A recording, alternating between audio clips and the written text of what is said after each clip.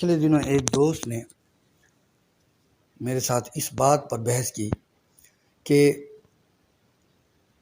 دین اسلام کو لے کر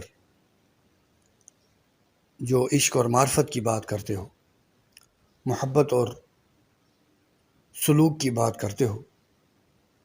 تو آج کے دور میں ان چیزوں کو سننے والا کوئی نہیں۔ بہتر یہ ہوگا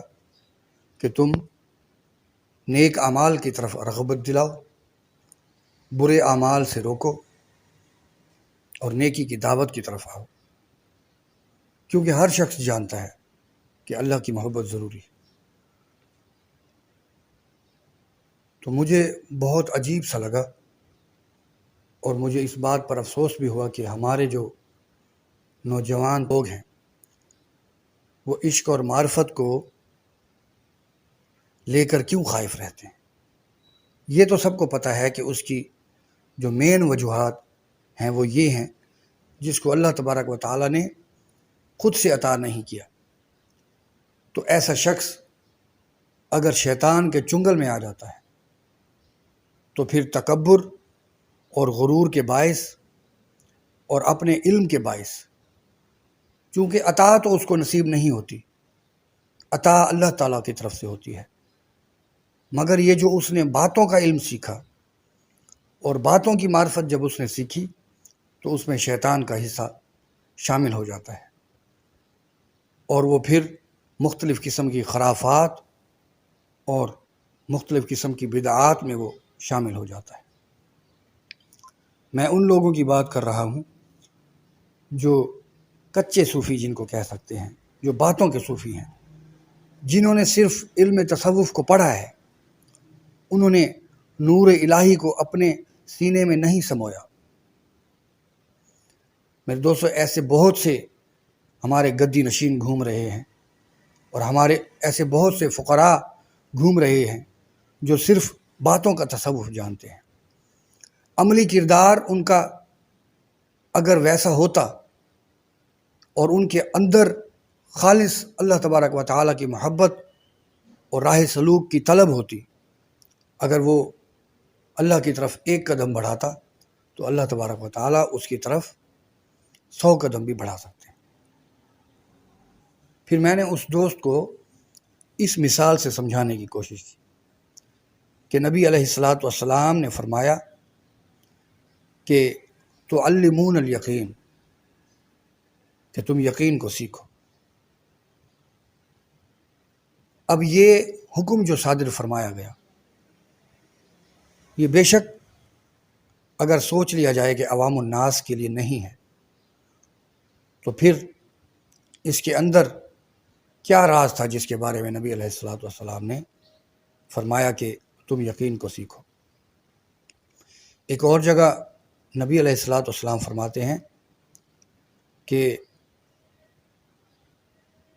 الیقین الایمان کلہ، کہ یقین جو ہے وہ ایمان کا کل ہے۔ اس کی بہت ہی اچھی مثال میں آپ کو یہ دے سکتا ہوں کہ حضرت ابراہیم علیہ السلام اللہ تبارک و تعالیٰ کے برگزیدہ نبی گزرے ہیں۔ انہوں نے بھی ایمان بالغیب تو لائے، مگر اپنے دل کی تسلی اور یقین قلب کے لیے اللہ تبارک و تعالیٰ سے عرض فرمائی کہ یا اللہ، میں بالغیب اس بات پر ایمان تو لاتا ہوں کہ تم مردوں کو زندہ کر دے گا، مگر میرے دل کی تسلی کے لیے مجھے مشاہدہ کروا دے۔ یہ وہ یقین کا درجہ تھا جہاں پر حضرت ابراہیم علیہ السلام پہنچنا چاہتے تھے۔ میرے دوستو، یقین کی 3 قسمیں یا درجات ہم کہہ سکتے ہیں۔ پہلا علم الیقین، دوسرا عین الیقین، اور تیسرا حق الیقین۔ اگر ہم دنیاوی مثال لیں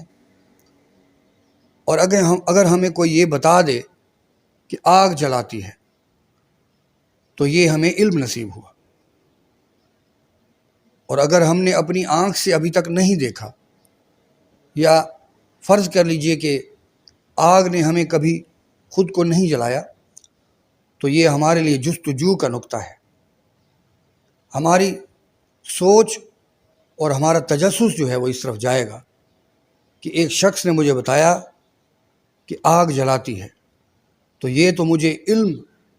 ایک یقین کا علم نصیب ہو گیا، اب مجھے عین الیقین کا درجہ کیسے نصیب ہوگا؟ تو وہ شخص جب اپنی آنکھ سے کسی چیز کو جلتا ہوا دیکھے گا، لکڑی کو جلتا ہوا دیکھے گا، خدا نخواستہ جنگل کو، کپڑوں کو، کسی بھی چیز کو اگر جلتا ہوا دیکھے گا تو یہ اس کی آنکھ کا مشاہدہ تھا، اب جا کر اس کو عین الیقین کا درجہ نصیب ہوا۔ مطلب اس کی آنکھ نے جب دیکھا اور مشاہدہ کر لیا تو یہ یقین کا دوسرا درجہ عین الیقین اس کو نصیب ہو گیا۔ پھر اس کے بعد جو تیسرا درجہ حق الیقین کا ہے، وہاں تک پہنچنے کے لیے اس شخص کو اپنی ذاتی زندگی میں مشاہدے کی ضرورت ہے کہ وہ شخص اگر آگ میں ہاتھ لگاتا ہے یا اس کے اپنے کپڑے جل جاتے ہیں یا وہ خود آگ کی تپش کو محسوس کر لیتا ہے، تو اس درجہ پر آ کر اس نے اپنی ذات کے لیے اس علم کو مشاہدہ کر لیا۔ اب وہ بات جو پہلے اس کے لیے صرف معلومات تھی، علم الیقین تھا، پھر دوسرے درجے پر کسی چیز کو جلتا دیکھ کر اس کو جب پتہ چلا کہ یہ واقعی جلا رہی ہے تو یہ اس کے لیے عین الیقین تھا۔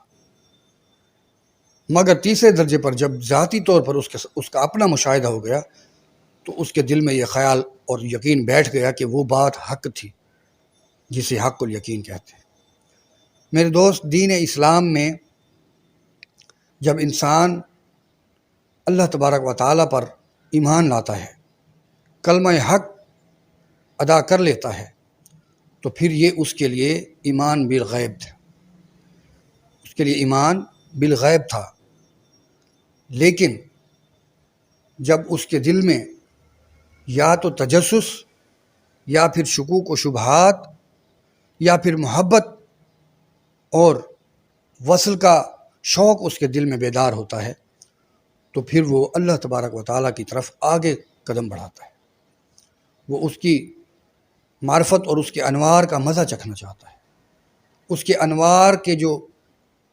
پاورز ہیں، جو اللہ کے انوار کی طاقتیں ہیں، ان انوار کی طاقتوں سے دل کو آنکھ نصیب کرنا چاہتا ہے، اور اس آنکھ سے پھر وہ عین الیقین اور حق الیقین کے مرتبے تک پہنچنا چاہتا ہے۔ پہلی بات تو یہ ہے کہ یہ اس کا جذبہ تھا، محبت اور وصل کا شوق تھا۔ کچھ لوگ صرف جنت تک محدود ہیں، انہوں نے اطاعت اور فرمانبرداری کے عوض جنت حاصل کرنی ہے، اور کچھ چنے ہوئے لوگوں نے جنت اور ان انعامات کو پس پردہ رکھ کر اللہ کی محبت اور اللہ تبارک و تعالیٰ کے دیدار کو چن لیا ہے۔ تو ایسے لوگوں کے لیے یہ ایک بہت بڑا تحفہ ہوگا کہ جس شخص نے خود عین الیقین اور حق الیقین کا مشاہدہ کیا ہے۔ ایسے شخص کی محفل اور صحبت میں جب ایک متجسس آدمی اس کی محفل میں جب تشریف فرما ہوگا تو اس فقیر پر گرتے ہوئے انوار اور تجلیات کی بدولت جو مشاہدات وہ فقیر خود کرتا ہے، اس کی محفل میں ایک نیو کمر جو ہے، جو ایک متجسس ہے، جو ایک تجسس لے کر گھومتا ہے، وہ خود بھی اس حالت میں اس کا مشاہدہ کر رہا ہوتا ہے۔ تب اس شخص کو جس نے ایمان بالغیب حاصل کیا تھا، اس کے دل کو قرار ملتا ہے، تسلی ملتی ہے، نور کا مزہ چکھتا ہے، اللہ کی محبت میں وہ بھی غرق ہو جاتا ہے، اور جب دل کو قرار نصیب ہوتا ہے تو پھر اس کا ایمان کامل اور مکمل ہو۔ دوستو، اس ساری بحث کے بعد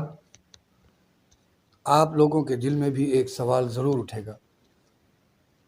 کہ پھر اگر یہ یقین کا علم اور راہ سلوک